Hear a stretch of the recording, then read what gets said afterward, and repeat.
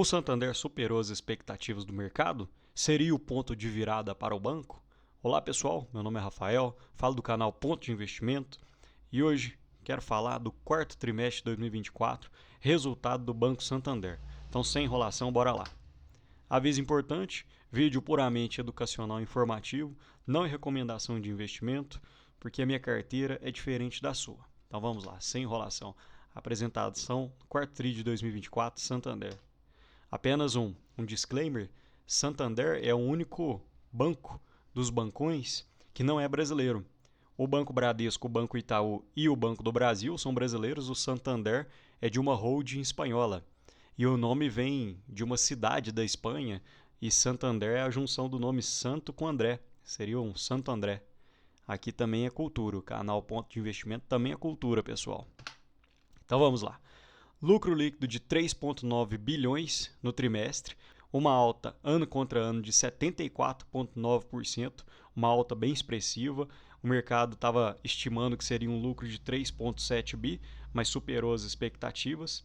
E um ROI muito interessante, de 17,6%, marcando uma recuperação, um aumento de 5,3% ano contra ano. Ainda está um pouco longe do Banco Itaú, que fica em torno de 23%, e do Banco do Brasil, que está em torno de 21%, mas o Santander está se recuperando. Margem financeira, trimestre a trimestre 5% e ano contra ano 16%. As comissões também aumentaram em 10% ano contra ano. O custo de crédito diminuiu em 0,5 pontos percentuais. Os gastos, 3%. Um aumento interessante, nós vamos falar das despesas, mas foi abaixo da inflação. E o índice de eficiência, menos 5 pontos percentuais. O índice de eficiência é o que eu sempre falo, pessoal. Esse índice, quanto menor, melhor, porque você vai pegar as despesas do período e dividir pela receita. Então, quanto menos despesas você tem, menor é o percentual, ou seja, melhor. Negócios estratégicos, diversificação do portfólio, o ano recorde para a financeira, 20% de aumento na expansão da carteira de veículos, 15% aumento consistente no faturamento de crédito com a melhor qualificação, cartões, pequenas e médias empresas, aumento de 9%, plano de expansão de captações, maior representatividade de pessoa física no mix. Houve um movimento interessante por parte do Santander, que eles estão diminuindo o número de pessoas jurídicas e aumentando o número de pessoas físicas. Percebam que caiu de 58% para 55% pessoas jurídicas e um aumento de 3% nas pessoas físicas. E eles podem estar enxergando um movimento interessante e podem estar captando clientes, pessoas físicas mais qualificadas. Porém, quando a gente verifica a inadimplência acima de 90 dias, normalmente pequenas, médias e grandes empresas têm a tendência de ter uma maior qualificação. Eles não demoram a pagar, não dão calote, e as pessoas físicas têm uma tendência a ter uma maior inadimplência. Então, vamos verificar no futuro como está sendo essa carteira. Até o momento, os resultados vêm mostrando-se positivos, porém, vamos verificar no futuro. Centralidade no cliente. O Santander, por diversas vezes, nos slides, eles informam essa ambição de sermos o banco mais presente na vida dos clientes. Eles estão fazendo no aplicativo deles uma centralidade de experiências, onde dentro do aplicativo você vai fazer tudo. Você não precisa de sair para nada, nem para ir no banco, nem para ir em outros aplicativos. A hiperpersonificação são ofertas com base no comportamento e momento de vida. Isso é algo muito interessante que eu vejo que os bancos têm feito, que é você personalizar a oferta de acordo com o cliente, usando muito da inteligência artificial. Perceba no gráfico que LEDs personalizados aumentou de 62% para 90% e LEDs massivos houve uma diminuição de 38% para 10%. Isso é interessante porque o Santander já atinge o cliente na veia, o que ele vai precisar para o momento de vida dele. Esses LEDs massivos seriam aquelas propagandas no geral que atingem todo mundo. Carteira de crédito e captações. A pessoa física houve um aumento de 6,2%, pequenas e médias empresas 13% e grandes empresas uma diminuição de 3%. E na carteira ampliada, a gente verifica um aumento de 6,2% no crédito, algo muito interessante que o Santander tem feito. Na captação de clientes também houve esse aumento, um aumento quando a gente olha na ótica trimestral de ano a ano de 2,9%. Receitas, um aumento substancial na margem financeira, um total de 15 bilhões, aumento de 16% olhando tri por tri na ótica anual, um spread, que seria os juros, seria os ganhos que eles têm em cima da margem de produtos, de 10,49%. E é o que eu falo, pessoal, o banco ganha comissão, ele gera receita, emprestando a juros e ganhando comissões em cima dos produtos que eles vendem no banco, seja de cartões, conta corrente, seguros, administração, cobranças. Então, são esses dois fatores que geram receita para os bancos. Nas comissões também houve um grande aumento de 10%, saindo de 5 bi no quarto TRI de 2023 para 5,5 bi no quarto TRI de 2024. Custo de crédito e inadimplência. O resultado de provisões para devedores duvidosos diminuiu de 4% a 3,5%.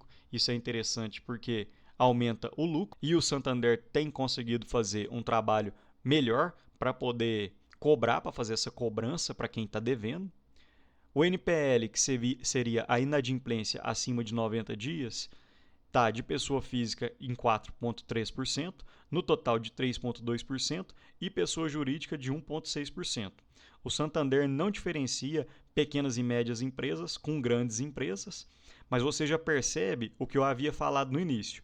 Pessoas jurídicas, no geral, têm uma inadimplência muito baixa, enquanto pessoas físicas têm uma inadimplência maior. Então, vamos verificar se essa carteira que o Santander está construindo vai gerar bons frutos no futuro. Despesas do Santander bem controladas, um aumento de 2,8% olhando na ótica anual. A gente percebe que o Santander despendeu mais no custos com pessoal, 12% de aumento, mas conseguiram conter muitas despesas administrativas, uma diminuição de 7,2%. E eu gosto de olhar sempre o que os bancos têm feito na questão do CAPEX para a expansão dos negócios em tecnologia, porque hoje a gente sabe que ninguém quer ir mais no banco, ninguém gosta de ir fisicamente até o banco, prefere utilizar os aplicativos. Então, é interessante que os bancos façam esse investimento em tecnologia para melhorar a experiência do cliente no uso do celular e do aplicativo. O índice de eficiência, que é o que eu havia falado, muito controlado, até melhor do que o do Banco Itaú, que gira em torno de 39 a 39,5. Então, o índice de eficiência o Santander conseguiu controlar bem. E a gente percebe que do quarto TRI de 2023 para o quarto TRI de 2024, 5% de decréscimo no índice de eficiência. Ou seja, as despesas estão diminuindo e a receita está aumentando. O resultado final, vou fazer breves comentários, mas quem quiser pode pausar para verificar com mais clareza. O lucro líquido no quarto TRI de 2024 de 3,8 bi, um aumento de 5,2% TRI por TRI. E olhando TRI por TRI, na ótica anual, um aumento de 74,9%. Olhando na ótica anualizada, um acréscimo de 47,8% do lucro líquido.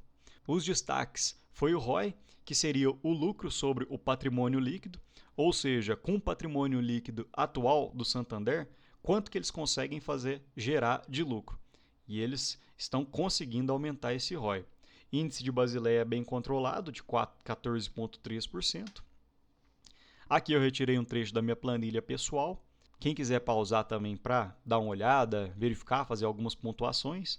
Santander tem a ação PN e ON. Aqui estão o P sobre VP, em torno de 0,8. O PL atual de 6,68.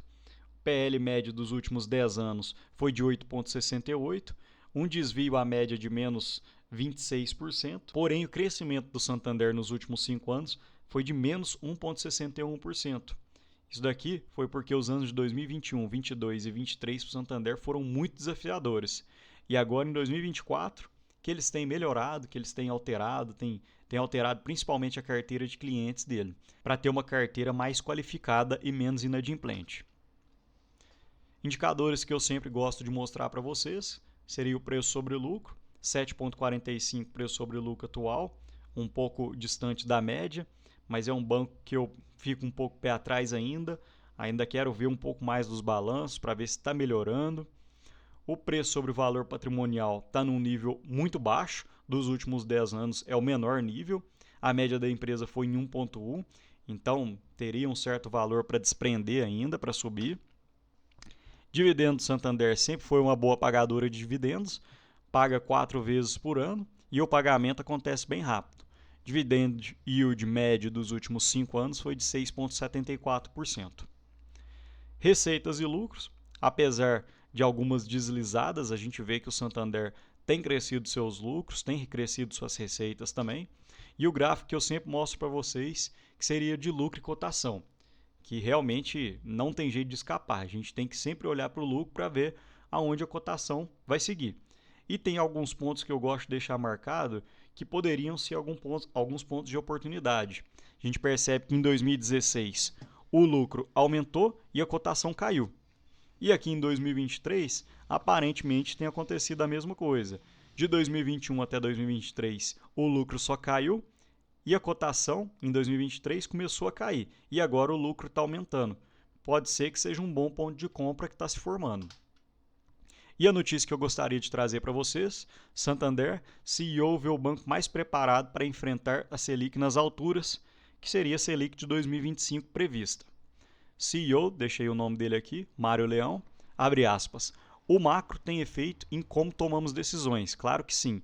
Ela é um instrumento super importante. Como lidamos com isso? Com a mesma disciplina que temos lidado até aqui. Ele recorda que o banco realizou ajuste de apetite de crédito nos últimos meses, o que inclusive foi colhido nos resultados do quarto trimestre.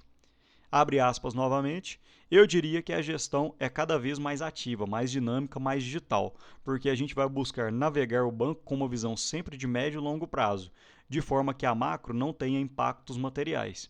É o que eu havia falado, pessoal. O Santander resolveu correr um pouco mais de riscos, cobrando mais juros e com uma carteira um pouco mais inadimplente, com um rating mais baixo. E isso foi observado nos anos que a Selic explodiu, porque quem tinha empréstimo não conseguiu pagar e o Santander não recebia. Então teve um impacto muito grande nos dividendos e no preço da ação. Aqui algumas falas do CFO do banco, Gustavo Alejo. Ele diz, abre aspas, a decisão estratégica já foi tomada. É para termos mais previsibilidade e menos sensibilidade, não só em 2025, mas 26, 27, 28 em diante.